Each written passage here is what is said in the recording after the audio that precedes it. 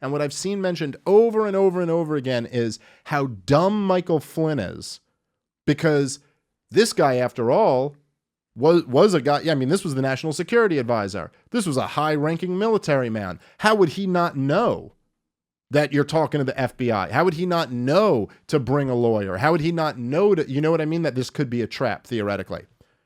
But again, on its face, you could just go, what a dummy, you know? But if you just turn the angle a little bit and then look at it from a different point of view, that actually kind of goes to his credibility. It's like, that's how convinced Michael Flynn was that he wasn't doing anything wrong. He was so convinced that there was no dirt on him that he was like, I don't need a lawyer. Just come over. I'll talk to you guys. No problem. It kind of, indicates that he didn't think he was lying at all. It's like, imagine, I don't know just how easily it could be that someone could sit down and grill me.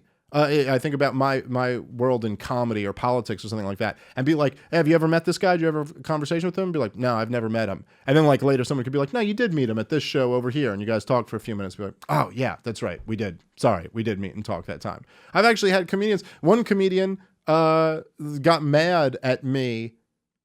I think me and Lewis.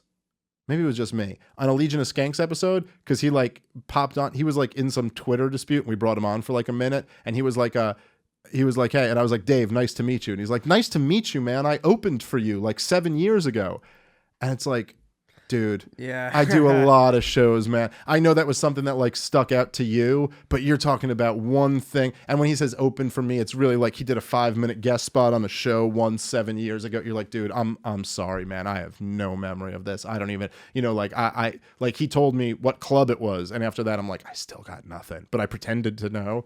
I was like, oh yeah, that's right. In Ohio. Yeah, of course. I have no idea who this guy is, but it's like, so it's really not that crazy. It's not that crazy that you cannot remember every single detail. But by the way, not remembering is the same as giving false information, is the same as lying, is the same as you're going to fucking jail. Just to speak to the not political point, it's only people that don't drink that get offended when you don't remember them. Yeah. Like if you're drinking, you just get like, whatever. Oh, all right, course. Names, met once. Who would remember? Yeah, you were having fun. This was at a show. I was almost certainly drunk. It's the sign of how boring you are if you think someone was supposed to remember your name after an evening. Amen, brother. Amen.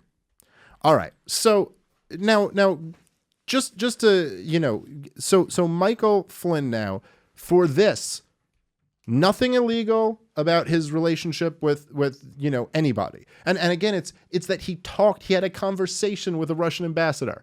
That's what this is all over. Now, this is what's so weird and far removed from it all, is that you go, so if you're running on the platform of, wouldn't it be great if we could work with Russia and fight and take out ISIS and then get out of Syria? This is what Donald Trump ran on. Not behind closed doors, not Hillary Clinton style. You got to have one public view and one private view. This is what he said at debates, in speeches, at press conferences, everything. This is what he said over and over and over again, right to the press. And then you hire, this is December, right? So this is less than a month probably after he was elected, but he hasn't become president yet. But he already picks this guy Michael Flynn to be his national security advisor, because Michael Flynn has the position of, wouldn't it be great if we could work with the Russians and take out ISIS and then get out of the area?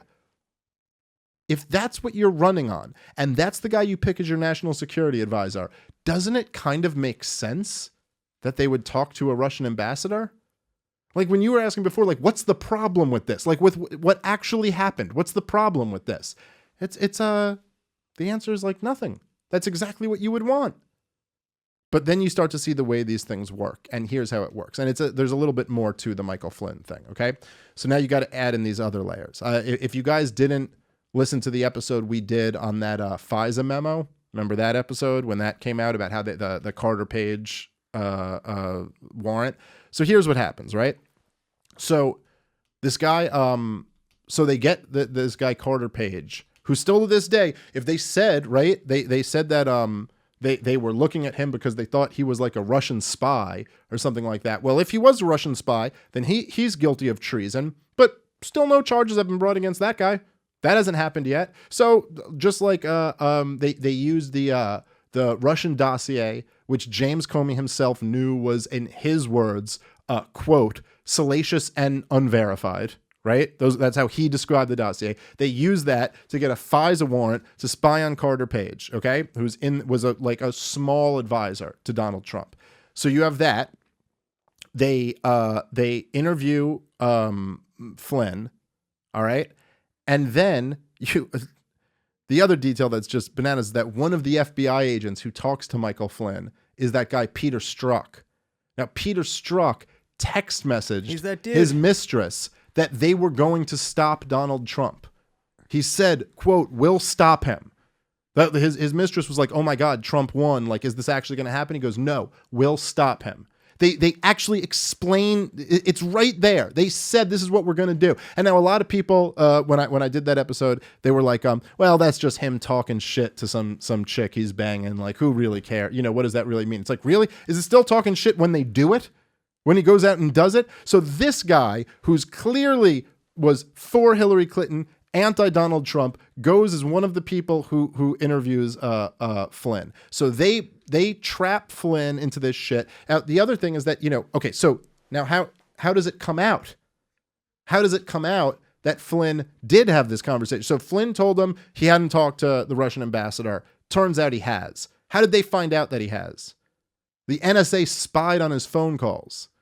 So the fucking deep state, look, just think about this shit, man. This is so goddamn creepy. So the deep state now goes, lies to you, sets up this interview, then they're spying on you. Their other branch, the NSA, is spying on you, and then it gets leaked. So the fucking phone call just gets leaked to the Washington Post. Still no one knows how that happened. Just, sorry, this information's out there. So he's forced out. He's forced out early. So Michael Flynn now, and they gave some bullshit thing like, oh, he wasn't honest with Pence about it, but it was all over this shit. So they get that guy out of there. So now you don't have the national security advisor. And by the way, everybody else who was in Trump's administration who was opposed to war in Syria ends up getting kicked out too. Next, you have Bannon. All of a sudden, there was a media campaign against Bannon like I've never seen before. No one even knew who the fuck Steve Bannon was a year earlier. What are you talking about? He's a racist guy. Yeah, that's right.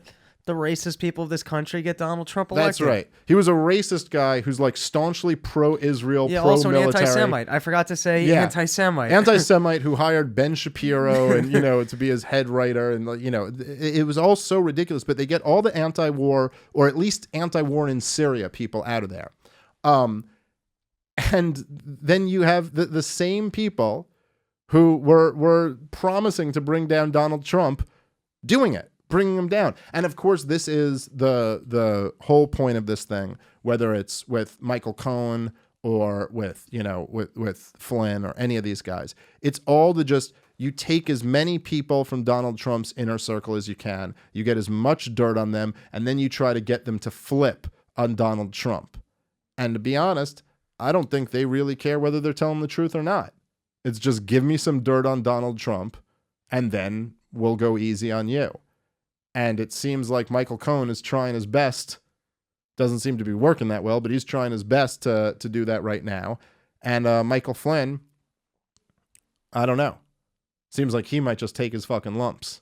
He's a little bit of a tougher dude than Michael Cohen is. But so this is what you have from my perspective with the Mueller investigation so far. And man, it's like there doesn't seem to be like really any pressure on him to he seems like he can just keep this going for as long as he wants to. So we'll see if anything. People are saying now they expect shortly into 2019 he'll come out and wrap up the investigation. But who knows? I heard people saying that by the year mark they were like he's going to wrap it up soon. Who knows? He might just keep going. Keep spending taxpayer money. Keep trying to get people on this bullshit. But it really is unbelievable, as you pointed out at the beginning, that this thing starts with Russian interference and collusion, even though one of those isn't a crime. And you got the Russian interference is like they put social media bots online. And the collusion is like, well, a bunch of people lied to us. Oh, and one guy paid off some hookers.